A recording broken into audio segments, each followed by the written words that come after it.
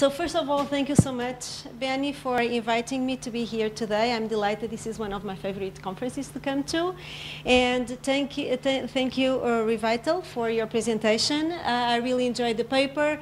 I also wanted to say to Benny, I also co-organize a conference in Lisbon, so I know how much work goes into these conferences. So thank you for, for everything being perfect. So, so that's great.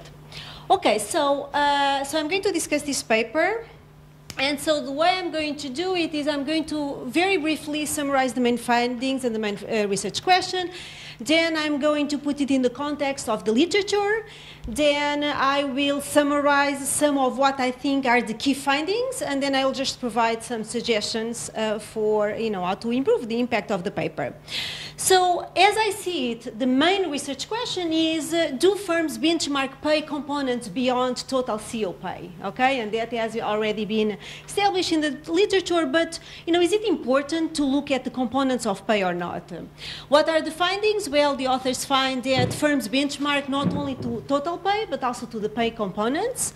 Then they also find that benchmarking adjusts, that firms do these benchmarking adjustments to the current level of changes in pay. So the idea here is that they are going to look at trends in the market by looking at how the peers are changing, their salary and their bonuses, and they are going to take, even though that information is not readily available at the beginning of the period, they are going to look at those ex post changes as maybe signals of what the compensation consultants are providing to the firms. And the last point is that they are going to see whether the changes to pay components reflect just benchmarking at the weight level. Okay, so first let me put this in the context of the literature. And someone yesterday asked, who sets pay, right? So how is pay set, CEO pay? Well, we know that the board of directors, through their compensation committees, spend a lot of time deciding how much to pay CEOs, and they look at, CEO experience, fit between the CEO and the firm in terms of their qualities. The compensation consultants are also brought into the table. So, the compensation committee hires compensation consultants. Sometimes you have compensation consultants that work for the board. Sometimes you have compensation consultants that are also retained by the executive.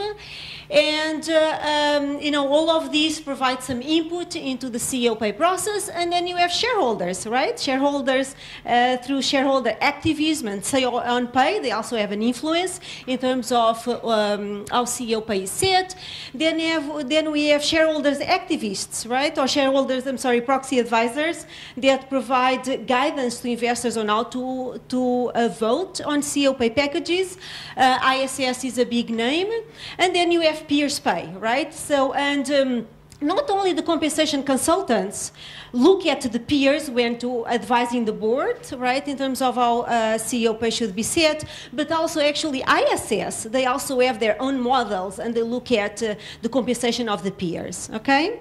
So if we go from a figure to, maybe some papers, yes, there are lots of papers out there that say that firms are benchmarking total CEO pay. Kevin Murphy and Tatiana Sandino have also a very nice recent paper where they show that compensation consultants do provide advice to the firms, not only in terms of total pay, but also the mix, right, the weights on the different components of pay, as well as, they provide benchmarking and also the level of complexity regarding these pay packages. And then we know the proxy advisors are really important, right? And one time, I never forget that, Kevin, but you presented some years ago at Harvard, and Kevin mentioned that ISS is known by these firms as ISIS, right? You said that. If not, I've been quoting you as saying such a thing. And, and this is a quote from the Delaware Vice Chancellor that says that powerful CEOs come on bended knees to rock Naperville, Maryland, where ISS resides, because they know that CEOs recognize that some of the institutional investors will simply follow ISS advice. So, you know, ISS is also important in this playing field. So where does the paper fit here? Well, it kind of speaks to that first literature that says that firms benchmark not only total pay, but maybe also the pay component. And so I see this paper as facing a uphill battle in terms of the reviewer process, and the way I see the main concerns that you guys are going to have are incremental contribution over total pay, and the second one, can you really distinguish what is just benchmarking from the role of ISS, so these proxy advisors, as well as you know, the compensation consultants, maybe even without their benchmarking, they can still provide some input into what should be the weight on each component. So, and I will try to provide some insight, you know, how to answer to those, how to help improve the paper to kind of tackle those questions. So this is the paper's hypothesis. So the first one, it basically just says that when deciding how much to compensate the CEO of salary, the firm is benchmarking the salary of the firm with the salary of the peers last period, okay? So if the firm's salary of 1 million was below the target peer's salary of 2 million, they are going to increase it.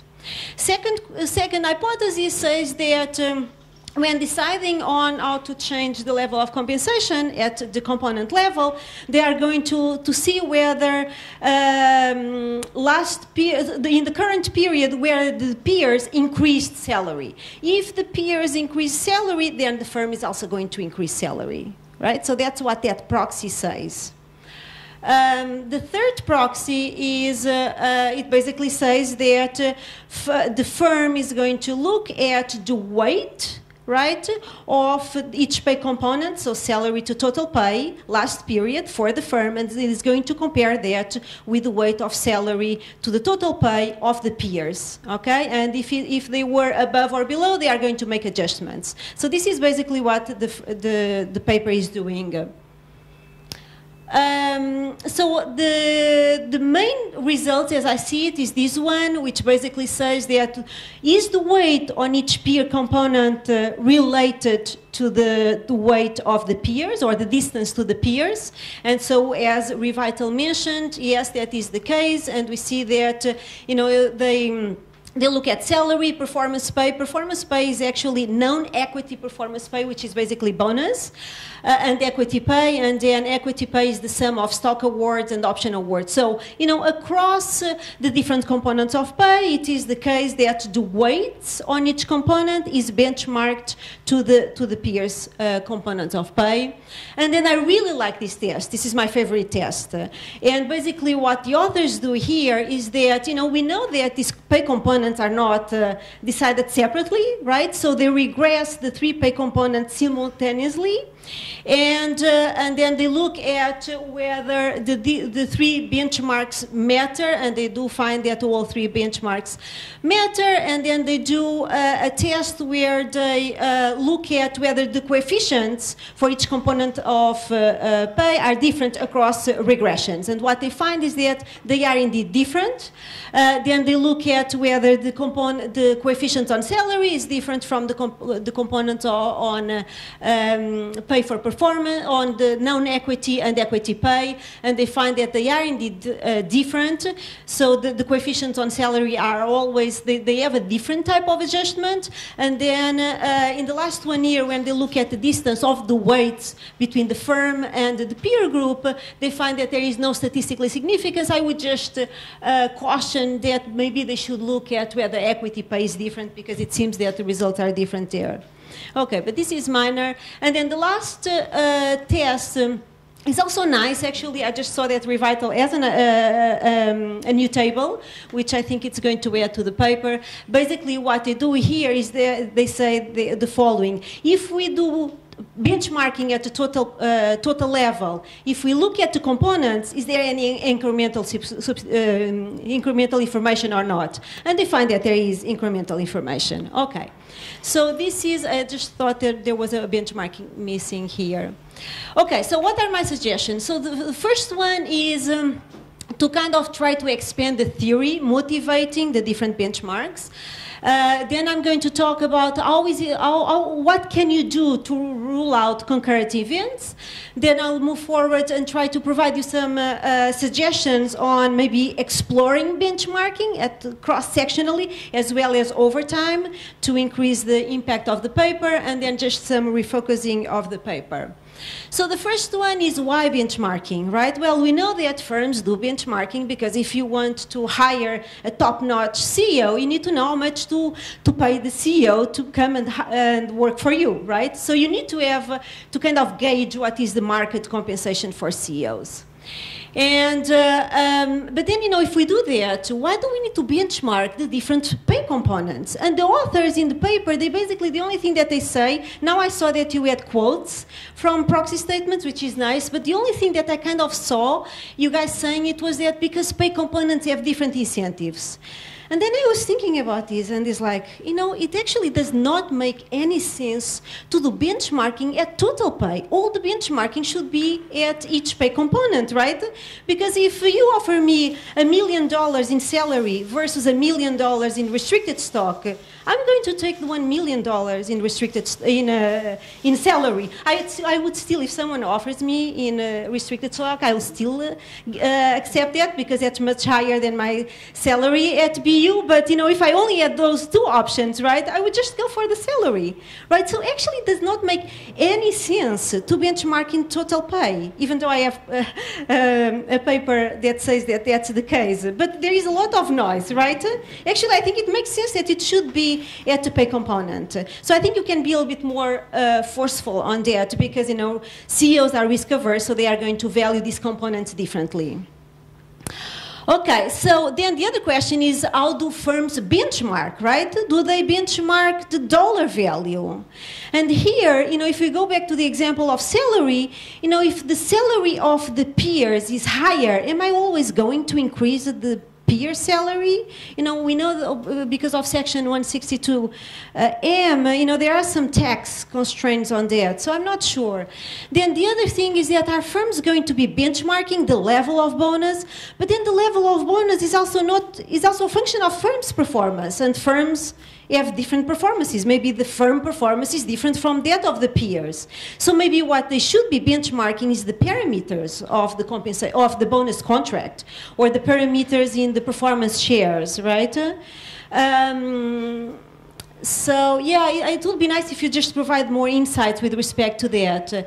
And then, or do they just benchmark the weights, right? The proportion, even the target percentiles. Even in the example that you saw that salary, they look at the median of the peers, but then for the bonus they look at the 75 or 60 percentile. So that's also, so exactly what they do, it would be nice just to get more details. And then what is the motivation, right, behind looking at the dollar value versus looking at the weights? Right? It's not very clear from the paper. And then are the adjustments sustainable? Are they always increasing, right? Is there a limit? So I'm not sure how to think about that, but anyhow, I'm just the discussant. I can say whatever I want, I guess. So then, so, you know, I really like this graph and kind of just puts things into perspective in terms of the change in compensation. And so, you know, if we look at these and the results in the paper, you can clearly, so basically the paper focuses on the years of 2007 to 2013.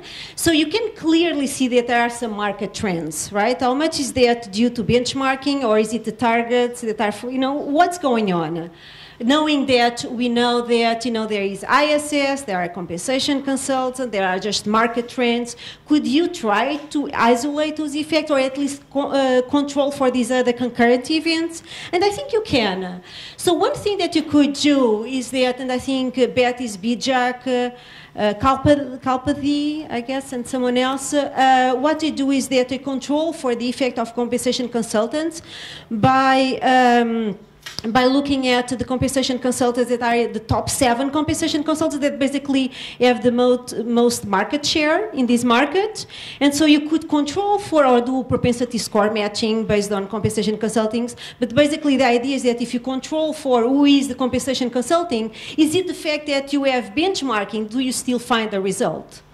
The other thing that you can do to control for ISS impact is that ISS provides quality scores for the level of corporate governance as well as quality scores for the quality of the compensation. So you could see whether firms that have maybe low or high score on compensation, whether for those similar firms, benchmarking still is relevant for the way they set compensation. And then lastly, to kind of try to capture any market trends, you could maybe look at changes in the pay mix for firms in an index. I don't know, Dow Jones, S&P 500, something like that, to kind of just capture any market trend. Then the other thing that maybe you could do just to expand the impact of the paper is to see whether benchmarking vary with the industry. So, for example, one of your co-authors has a paper that shows that benchmarking is more prevalent in some industries where, in the industries where CEO skills are more generic. So if CEO skills are not firm-specific, but they are generic, those CEOs can just move from one company to the other. So those are the CEOs that you want to use benchmarking to really figure out what are their outside job market opportunities, right? What is how much to pay them. The other thing is that is benchmarking affected by the quality of the peers. So if you have peers that have the same level of growth options, maybe you are going to put more weight on equity incentives, right? So, if you have peers that are more similar to the firm, you should see more benchmarking. Is benchmarking affected by the level of corporate governance? If benchmarking is the way to go, you should expect to see it more in firms with strong corporate governance. Then maybe you could also look at benchmarking over time. Again, I'm just a discussant, so I'm just saying things that maybe you could do. But so Murphy and Bondnik, sorry if I just killed that name, but and Custódio Ferreira and Matos have a paper where they say that there has been a shift in terms of the skills of the CEOs. Instead of being, as firm specific, they are all having more general skills. So again, then you would expect to see more benchmarking over time, and this is something that the other papers have not yet shown. Okay. And then just one last thing, you have this table where you look at the pay determinants. I think we really, the pay determinants have been well established in the literature, and just showing that the concurrent firm characteristics have an impact. It's not a big contribution, and we also know that if you just include CEO fixed effects, that would lead to a much higher R-square, much higher than what you get by using the concurrent firm characteristics. So I would just drop this analysis from the paper, and you don't need it at all.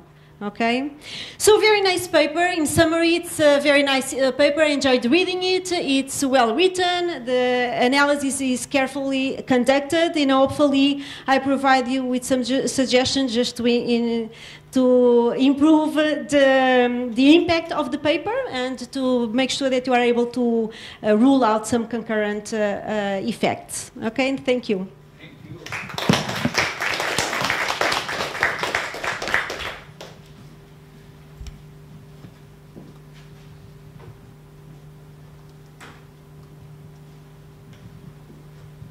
Thank you. So I enjoyed the paper. Do we know what's the best firms are doing and the worst firms are doing? Are they also benchmarking? Do you have a clue? It would be quite sad, if you find that firms in the best percentile is also pushing salary down just because their peers have lower salaries and so on. anybody knows the answer, I will give him a chance.